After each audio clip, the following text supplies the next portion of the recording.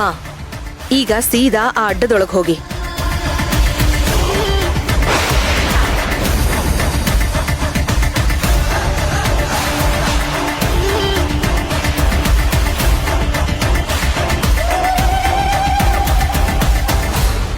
ಸೇವಂತಿ, ಇದು ಮಾಯಮ್ಮನ ಅಡ್ಡ. ಹಾ, ನನಗೊತ್ತು. ಮತ್ತ್ಯಾಕೆ ಇಲ್ಲಿಗೆ ಬರಕ್ ಹೇಳ್ದೆ? ಈಗ ನಿಮ್ ಕೆಲಸ ಇರೋದು ಅಲ್ಲೇನೆ. ನಾನೇನ್ ಮಾಡ್ಬೇಕು?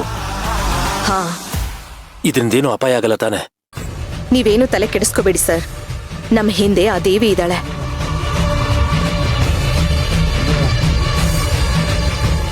ಯಾರಿಗೂ ಯಾವ ಅಪಾಯನೂ ಆಗಲ್ಲ.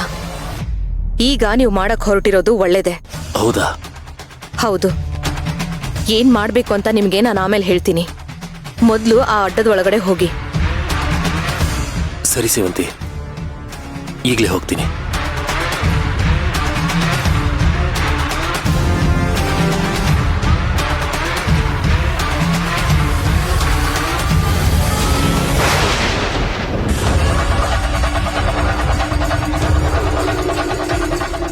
ಸರಿಯಾಗಿ ಹೋಗ್ತಾ ಇದ್ದೀರಾ?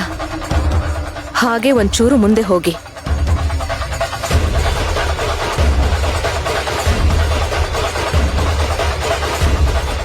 ಅಲ್ಲಿ 2 ದೇಹಗಳಿದೆ.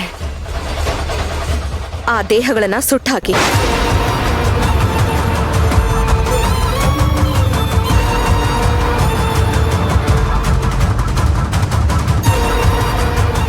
ಓ, ಯಾರ ದೇಹಗಳು ಅಂತನಾ? ಉತ್ತರ ಕೊಡ್ತೀನಿ. ತಡ್ಕೊಳ್ಳೋರು ಅದು ಹೇಗೆ ತಡ್ಕೋತಾರೋ ನೋಡೋಣ. ಒಂದು ದೇಹ ಮಾಟಗಾರನದು, ಇನ್ನೊಂದು ದೇಹ ಈ ಮಾಯಮ್ಮನದು.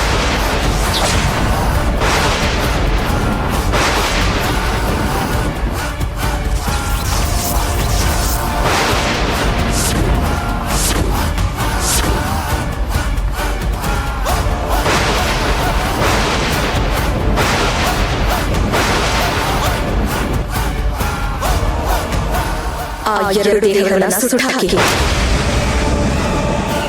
ಆ ದೇಹ ಇದ್ರೆ ತಾನೆ ಇವಳು ಹೋಗಿ ಸೇರ್ಕೊಳ್ಳೋದು.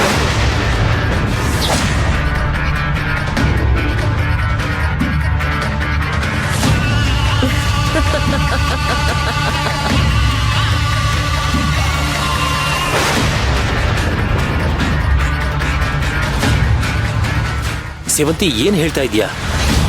ಆ ಮಾಟಗಾರ ಸತ್ತು ಯಾವುದೋ ಕಾಲ ಆಯ್ತು. ಅವನ್ ದೇಹ ಇನ್ನೂ ಇರುತ್ತಾ? ಇಷ್ಟೊತ್ತಿಗೆ ಕೊಳ್ತೋಗಿರಲ್ವಾ? ಇಲ್ಲ ಸರ್, ಆ ಮಾಟಗಾರ್ತಿ ಅವಳ ತಂದೆ ದೇಹನ ಕೊಳೆಯೋದಕ್ ಬಿಟ್ಟಿಲ್ಲ. ಆ ದೇಹಕ್ಕೆ ಮತ್ತೆ ಜೀವ ತುಂಬಬೇಕು ಅಂತಾನೆ ಅದನ್ನ ಸಂರಕ್ಷಣೆ ಮಾಡಿ ಇಟ್ಟಿದ್ದಾಳೆ.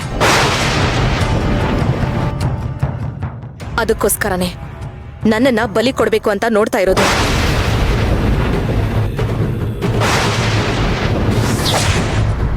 ಏನು? ನಿನ್ನ ಬಲಿ ಕೊಡಕ್ ನೋಡ್ತಿದ್ದಾಳ? ನಿನಗ್ ತುಂಬಾ ಶಕ್ತಿ ಇದೆಯಲ್ಲ, ನೀನೇ ಅವಳನ್ನ ಕೊಂದ್ಬಿಡು. ನೀನೇ ಅವಳನ್ನ ಬಲಿ ತಗೊಂಡ್ಬಿಡು.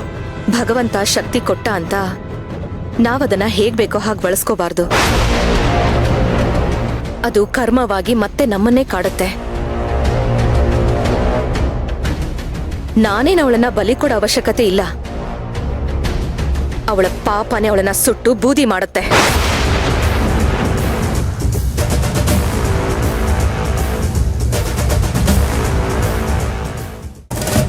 ಅಯ್ಯೋ, ನನಗೆ ಅರ್ಥ ಆಗ್ತಿಲ್ಲ ಸೇವಂತಿ. ಈಗ ಆ 2 ದೇಹಗಳನ್ನ ಸುಟ್ಟಾಕಿ. ಏನ್ ಹೇಳ್ತಿದ್ಯಾ ಸೇವಂತಿ? ಅವ್ರ ದೇಹನ ಸುಟ್ಟು ಹಾಕಿದ್ರೆ ಅವ್ರ ಆತ್ಮಗಳು?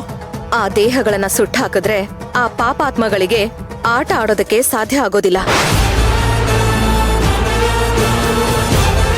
ಮತ್ತೆ ಆ ದೇಹಗಳಿಗೆ ಸೇರ್ಕೊಳ್ಳೋದಕ್ಕೂ ಆಗಲ್ಲ.